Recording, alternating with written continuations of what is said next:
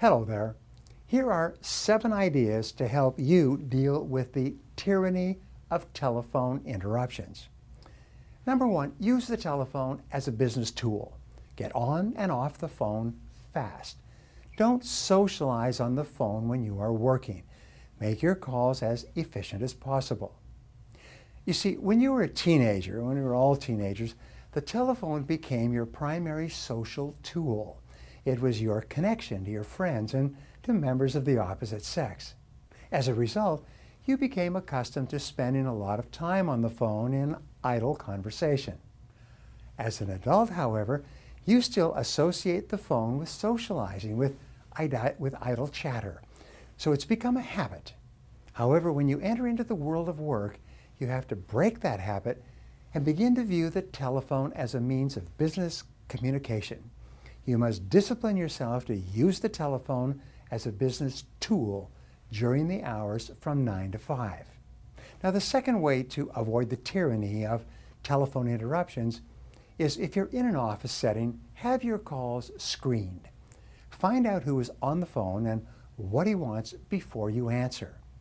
Overcome the natural curiosity that wells up in you when people you don't know call you. Find out why they're calling before you take the call in the first place.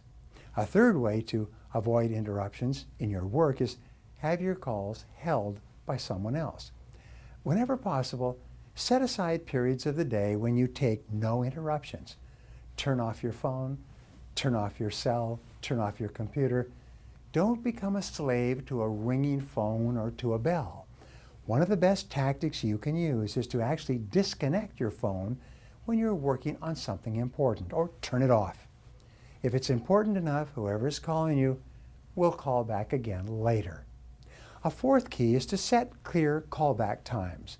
Rather than spending telephone tag, when you call people and they're not there, leave a message and the time you will be available to take the return phone call. When somebody calls you and you can't take the call, make sure that your secretary or receptionist gets a callback time.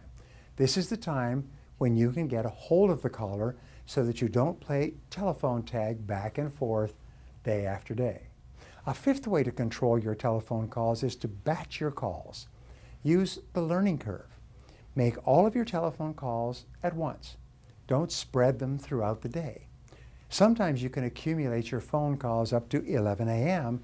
and then return them all between the hour of 11 and noon. Or you can accumulate them up to 3:30 p.m. and then return them all by 4:30 p.m. and save the rest of the time for your work. Another great tool is to plan your calls in advance. This has been so helpful to me over the years. Think about a business call as a meeting and write out an outline or agenda for your telephone meeting or discussion. Don't waste time by picking up the phone and calling and then forgetting the reason why you were calling, or forgetting some of the things that you wanted to discuss. A seventh key to telephone effectiveness is to take good notes. Take complete notes of telephone conversations. The power is on the side of the person with the best notes. Never answer a telephone without a pad of paper and a pen in your hand. Keep careful notes of the things that you agree to. Write down what the other person agrees to, including the numbers, times, dates, amounts, and so on that are discussed on the phone. These notes can be extremely important to you in the future.